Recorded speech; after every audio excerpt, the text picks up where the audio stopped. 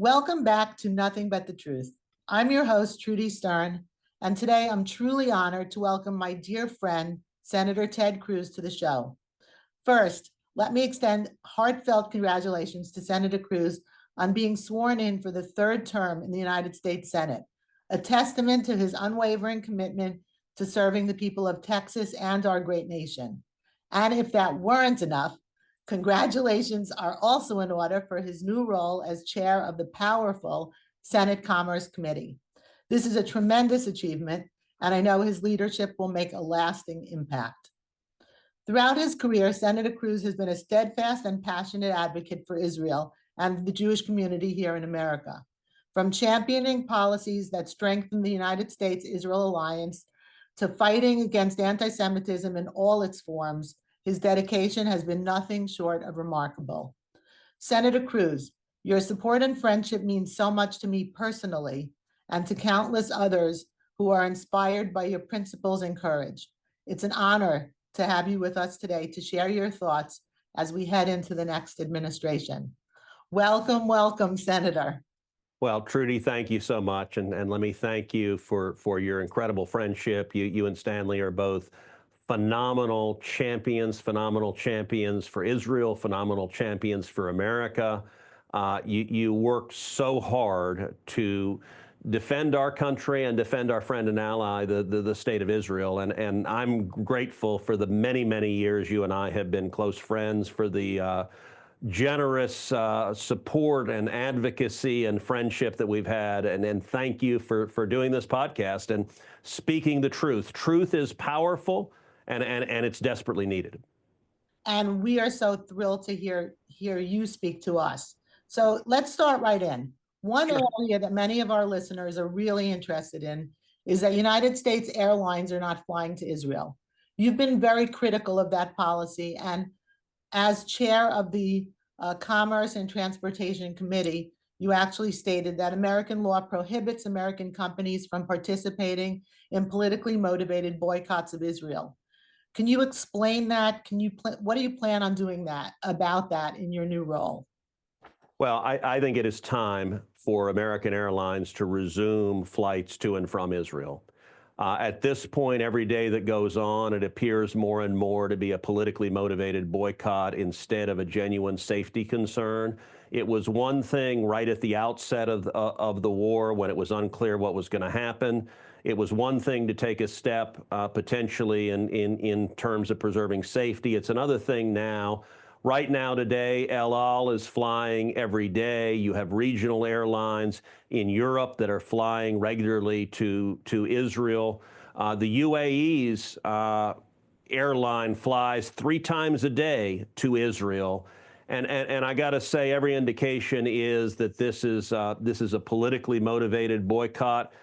One example, if you look at the largest of the flight attendant unions, they have been vigorously anti-Israel, calling for boycotts of Israel, sadly speaking out in support of the anti-Semitic protests on college campuses here in the United States. And I think it's time for the American airliners to return to flying to and from Israel.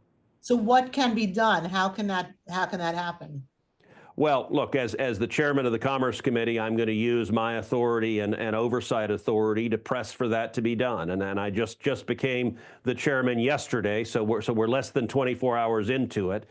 But I think we will get the job done. I believe that the U.S. carriers will resume service, and I also think. I think we are going to see the war in Israel come to an end very, very soon. I predicted before the election that if Donald Trump won, that we would see in the opening months of 2025, the war in Israel come to a conclusion and the war in Ukraine come to a conclusion. I believe that will happen. And I'll tell you, Trudy, I think there is a very real chance that we will finally see the hostages released sometime on or before January 20th. I know the Trump team is leaning in vigorously, trying to get the hostages released. The president has spoken up very clearly and saying all hell will be unleashed if the hostages are not released. And I think there's a good chance, much like in 1981, when Iran released the American hostages on January 20th, the day Ronald Reagan was sworn in. I think we may see that happen, and it may even happen. I pray it happens today. I pray it happens even sooner than January 20th. But I think we're in a window where we could very possibly see the release of the hostages and the war coming to an end, with Israel utterly defeating Hamas and the United States standing unequivocally with Israel. Well, I'm sure you've seen, and we've all seen, the interview that Blinken has had with the New York Times. And he makes this extraordinary statement that every time there is sunlight or daylight between the United States and Israel, Hamas sees that as a moment to become stronger. And I was watching that aghast, because I was thinking to myself, but he's the guy who created the daylight. Yep. So can you explain that? That was I watching something? It truly is through the looking glass. If you look at the record the last 4 years, tragically, the Biden administration has been the single most anti-Israel administration the United States has ever seen. At every stage, this White House and this administration has worked to undermine the state of Israel, to undermine the elected government of Israel, including sanctioning Israelis, including engaging in BDS boycotts of Israeli universities, and including, tragically, in the wake of October 7th. If you look literally on October 7th, while the death squads were murdering 1,200 innocent civilians, while they were murdering women and children, while they were raping young girls, the Biden State Department that day sent out a tweet and said, there must be no military response. Israel must not retaliate. They should not respond with force. They sent it out at 3 in the morning, U.S. time. At 3 in the morning, my team and I saw that. We immediately responded, said, this is disgraceful. Whoever wrote this tweet should be fired. And I will tell you, within minutes, they deleted that tweet. That tweet came from the Office of Palestinian Affairs within the State Department. They deleted it after I called it out. But then the next day, on October 8th, we learned that this was not an anomaly. On October 8th, Tony Blinken, from his own Twitter account, he sent out a tweet. He said he had just spoken with the Turkish foreign minister, and he reiterated the same sentiment. Israel must not retaliate. There must not be a military response to Hamas. At every stage from October 7th till today, the position of Joe Biden, of Kamala Harris, of Tony Blinken, and this entire administration has been pressuring and trying to force Israel to stop killing terrorists. It's the exact opposite of what our position should be. Our position should be that we stand unequivocally with the people of Israel. And look, let me make two things very clear. Number one, not only is the Biden administration trying to force Israel to stop killing the terrorists, but they've frozen weapons going to Israel. When I forced a vote on the Senate floor to provide those weapons to Israel, the Democrats voted party line against providing weapons to Israel. It was shameful and disgraceful. And Trudy, more broadly, the Biden administration is the principal funder of the terror that is directed against Israel and against America. If you look at over the last 4 years, Joe Biden and Kamala Harris have funneled over $100 billion to the Ayatollah Khamenei in Iran. Iran is the leading state sponsor of terrorism. And that $100 billion, Hamas gets 90% of its funding from Iran. Hezbollah gets 90% of its funding from Iran. In a very real sense, Joe Biden and Kamala Harris provided the funding that went to the death squads committing atrocities on October 7th. And in a very real sense, Joe Biden and Kamala Harris continue to provide the funding that is funding the terrorists who are attacking civilians, both Israeli and Americans. It is shameful, but the good news is all of that changes on January 20th with the new administration coming in. So, Senator, I met you in 2014 at another moment in history that was challenging for both the United States and Israel, as Israel was at war in Gaza at the time. I was immediately struck by your clarity and focus on identifying the issues, but also your tremendous optimism in being able to fix these problems. We need that optimism now. Yes.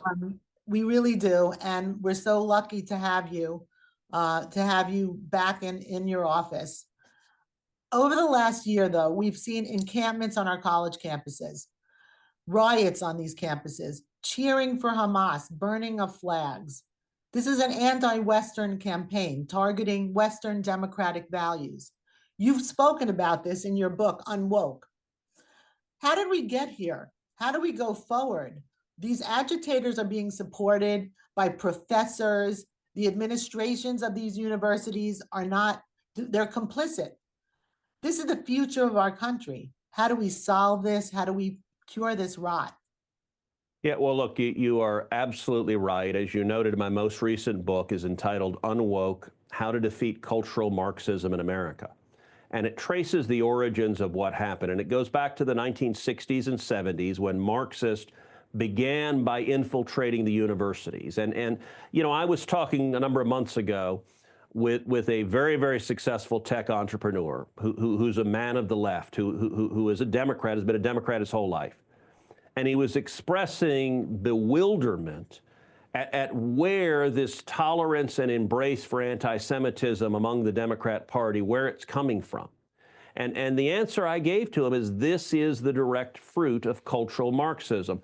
The Marxist worldview divides the world into two camps, oppressors and victims. And the Marxist ideology supports the violent revolutionary overthrow of the so-called victims against the so-called oppressors. Today's leftists, they have coded Jews as oppressors. And Trudy, importantly, I did not say Israelis. I said Jews. American Jews fall in the same camp. They view American Jews as oppressors, as capitalists, and they view Palestinians, they have coded Palestinians as victims. And it's why you're seeing the fruit of this dangerous ideology. They are cheering on the Hamas murderers and rapists. And if that sounds too extreme, let me give you several data points to demonstrate it.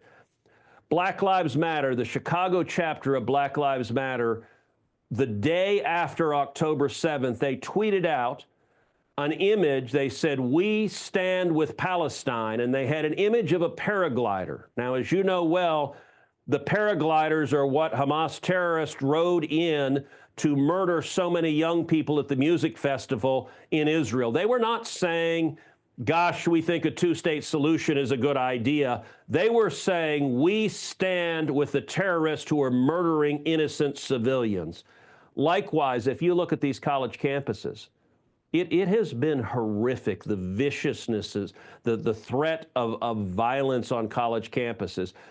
Columbia University, where you see people chanting, "We love Hamas," where you see them openly embracing the vicious terrorism. There is another image that came from Columbia where you had several Jewish students at Columbia who were very bravely standing up with the American flag and the Israeli flag. And there was another student standing in front of them, a woman, who was, of course, wearing a mask, because these protesters are oh so brave, they almost always hide behind a mask. And she was holding a cardboard sign that presumably she had written, and it said, "Al-Qassam's next targets," with an arrow pointed at the students behind her, the Jewish students behind her. Now, Twitter and the internet being what it is, her identity was quickly uncovered. Turns out this young lady is not a Palestinian. She's instead a blonde girl from Atlanta, Georgia, who is the daughter of millionaire parents, who sent their child off to Columbia to go get a great education, and she was apparently indoctrinated that it is okay to call for the murder of your fellow Columbia students simply because they are Jewish. Al-Qassam is the military arm of Hamas, and she is literally openly advocating that Hamas murder the Jewish students at Columbia. That is the poisonous indoctrination you've seen. Now, your question was, Well, how wait can a we minute. fix it? I don't Yeah, want go to. ahead. I don't want to cut you off, but at Columbia professor Joseph Masai, Yes. who praised the Hamas massacre, is now teaching a class on Zionism. So it's not just the agitators; it's the professors and it's the administration at NYU. Dr. Linda Liu canceled her Yep. class last week so that she can go out and actively protest against Israel. I think there is now a violation that she is being sued for Title VI violations. But how do you fix that? Yeah. So several things. Number one, calling it out. Truth and light has enormous power. You know, some people, particularly folks in the Northeast, with regard to these anti-Semitic protests, are saying, well, it's tragic, but this is happening everywhere. Now, with respect, no, it's not. It is only happening in blue states with Democrat leadership. We're seeing these anti-Semitic protests in New York. We're seeing them in New Jersey. We're seeing them in Pennsylvania. We're seeing them in Connecticut. We're seeing them in Illinois. We're seeing them in California. We're seeing them in Washington State. In Washington State, you had people chanting, "Send the Jews back to the ovens." That's the kind of evil and vicious racism and anti-Semitism you're seeing. Trudy, you're not seeing this happen in Florida. You're not seeing it happen in Texas. We briefly had protests at the University of Texas, and you know what happened? The police showed up and they arrested the violent protesters and they shut it down because you had leaders that are committed to actually protecting the students on campus. And here's some good news on this. January 20th, we're going to get a new administration. The new Department of Justice, I believe they are going to prosecute anyone who engages in acts of violence or threats of violence against other students, anyone who threatens other students. They are going to prosecute it. They are going to follow the money.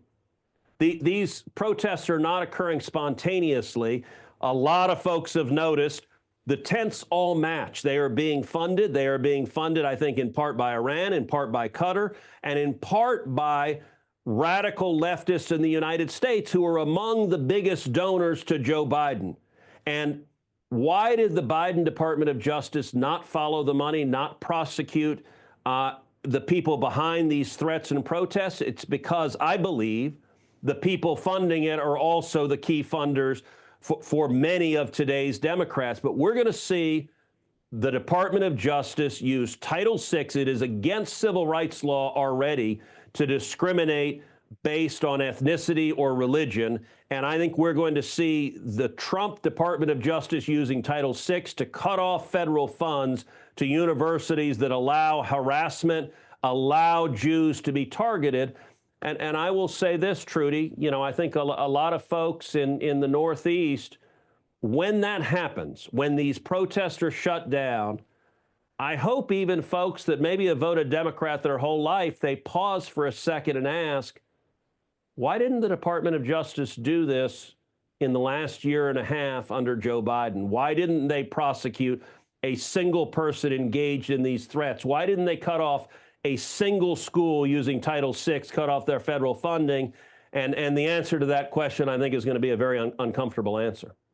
Well, I do urge everyone to read your book Unwoke, because I think that delves into this issue and lots of other issues like that more. It was actually a fantastic, fantastic read. Thank you.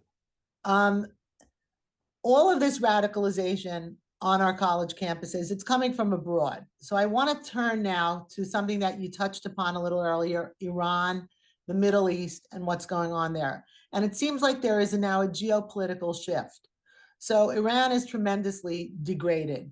Hamas, Hezbollah, they've been taken down tremendously, leaving only the Houthis. What has emerged, though, is Sunni jihadism. So now we see a tremendous research. Afghanistan, they now have a country with Afghanistan due to the botched pullout by Biden. And we see what just happened in Syria and how Turkey is very much responsible for that. We also see that our borders have been opened. Yes. And this type of terrorism is very emblematic of the Sunnis and Al-Qaeda and 9/11. So have we traded one terrible actor for another? What do you see happening with that? And do you see this terrorism that we saw on New Year's Eve, this terrible, horrible Yes. terrorism in New Orleans happening all over our country? How do we control that? I'm sorry, it's a very loaded question. Yeah, look, I think it is a profound risk, and I think we are at risk from both directions, both Shia and Sunni. We are at risk from Iran, but we are also at risk from ISIS and Sunni jihadists. Jihadists of either strain are dangerous and hate America. There is a reason the Ayatollah Khamenei refers to Israel as the little Satan and refers to America as the great Satan. And I will say in the last 4 years with Joe Biden as president, what we have seen is every enemy of America has gotten stronger. And this administration has repeatedly undermined our friends and allies. That, I believe, is going to change on January 20th.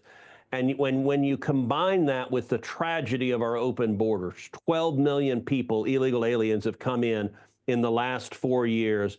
I've said many times, I think we are at a greater risk now of a major terrorist attack than we have been any time since September 11th, 2001. And when you look at multiple groups, including Hamas and Hezbollah and Palestinian Islamic Jihad, who have called for jihad against Americans, who have called for murdering Americans, I think we've seen this administration basically roll out the red carpet, and any terrorist seeking to murder Americans essentially is invited to come across the southern border and what we saw in New Orleans was tragic. Now, in that instance, that was a homegrown, that was an American citizen born in America. It was not a foreign terrorist who came over. He was an Army veteran who apparently was radicalized. We need to drill down and find out what exactly happened, how he was radicalized, what warning signs were missed. I'll tell you, the terrorist who committed the attack in New Orleans in some ways reminds me of Nidal Hasan in Fort Hood, who murdered 14 innocent souls. And Nidal Hasan, this was during the Obama administration. Nidal Hasan was in the Army, and he was in email communications with Anwar al-Awlaki, the radical Islamic cleric. And he was asking Anwar al-Awlaki about the permissibility of his waging jihad against his fellow soldiers that he was serving with. Now, the Obama administration, Nidal Hasan's superiors knew about those communications. They had those emails, and they did nothing. They did nothing because their political ideology did not allow them to refer to radical Islamic terrorism, to even call it by its name, much less to be vigilant fighting against it. And I think we need to have a serious examination whether there were similar warning signs with regard to the terrorist who murdered innocent people in New Orleans. The good news is, on January 20th, I think we are going to see the border secured and these open borders are going to end, but it is profoundly dangerous. And I also think, though, that the world will be much safer once President Trump is back in the White House, because our enemies are scared of Donald Trump. They're not remotely scared of Joe Biden and Kamala Harris, but I think the world is safer when our enemies are scared of the commander-in-chief, and we're about to return to that scenario. I definitely agree with that, and I'm definitely happy with the election results, and I think that's going to be great. But I do see this really tremendous danger happening. Yes. Happening. Syria is now really a troubling situation. I mean, Jolani wearing a suit and claiming that he's peace-loving is definitely something we should take with a grain of salt. You know, all of these terror cells that have come across in the past 4 years we don't know where they are. Yeah. How do you safeguard the American people? Um, and will this administration allow Israel to complete the job with regard to Iran? Um, So as you know, these are topics that I address in very great detail in my podcast. My podcast is called Verdict with Ted Cruz. We do it 3 days a week, Monday, Wednesday, and Friday. We have roughly 1 million unique listeners who listen to Verdict with Ted Cruz. So I would encourage all your listeners to come and subscribe to Verdict as well, because we do deep dives into what's going on the ground in Israel, what's going on in Gaza, the risks of terrorism at our southern border, the anti-Semitic protests on college campuses, laying out the facts and evidence that sadly the corporate media does not report on. Will the Trump administration support Israel finishing the job with Hamas? I believe the answer is absolutely yes. Benjamin Netanyahu, as he is a good friend. He is a leader I deeply respect, and he is the democratically elected leader of the state of Israel. And so I believe that Prime Minister Netanyahu has been positively Churchillian, and that is an adjective I do not use for any other world leader, but he has had the steely resolve to confront the enemies of Israel and to say, we will defeat them. We will utterly eliminate Hamas. We will eliminate Hezbollah. And I will say, Israel is in the process of doing that, and that is an enormous national security benefit to the United States of America, because the enemies of Israel are also the enemies of America. And those who want to murder Israelis, they want to murder Americans as well. We saw that on October 7th, and we saw that tragically in New Orleans just on New Year's Eve. So definitely taking out finishing off the job with Hamas and Hezbollah is critically important, but so is eliminating the nuclear threat of Iran. Yes. So, and that would safeguard the entire world. So that's really the question. Do you think that Israel will be able to do that? Will America give Israel the support to actually do that? Many feel and have said that at this particular moment, Iran being so degraded, the one thing they may do is race very quickly to finish off their nuclear program so that they can actually stay relevant. So look, I think that is a profound risk, and I hope and believe the new administration will do everything humanly possible to prevent it. I believe we should cut off the head of the snake.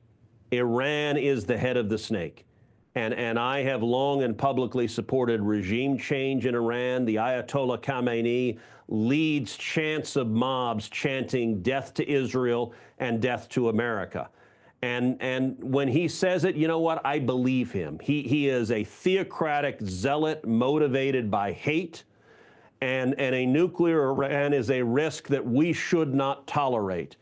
You know, during the first Trump term, the two most important national security decisions President Trump made, they were both interconnected. The first was the decision to move America's embassy in Israel to Jerusalem.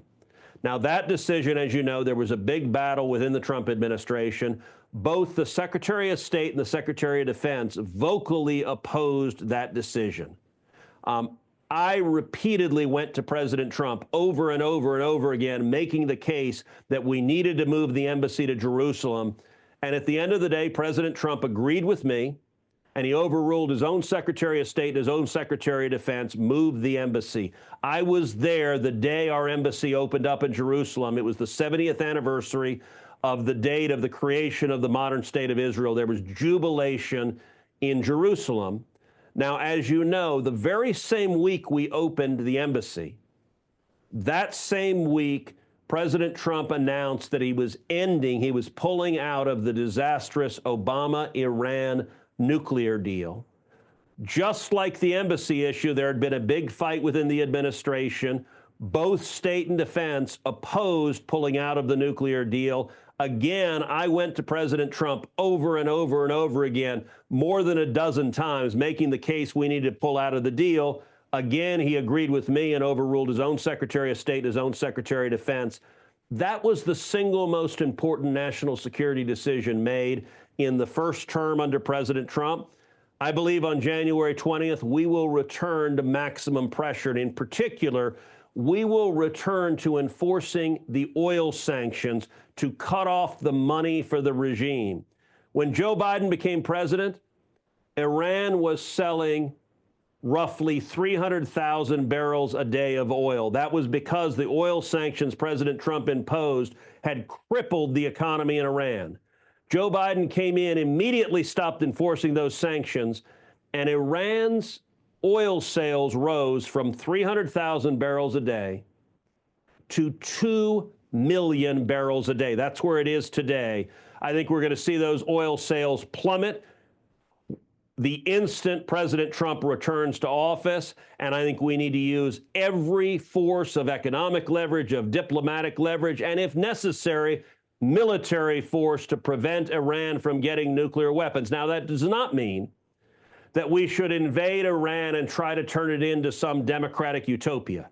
What it does mean is that if Iran is on the verge of getting nuclear weapons, we should do whatever it is necessary to stop them from getting nuclear weapons, because the risks are too high that if the Ayatollah had nuclear weapons, he would use them against Israel or against America. So I actually was in Jerusalem when they changed, and I remember taking a beautiful picture with you and seeing you and celebrating with you. It was an extraordinary day, wasn't it? Yes, it was really amazing, and very much to your credit, because I know that you really were very much behind that decision and really advocating for it. So thank you so much for that. Of course.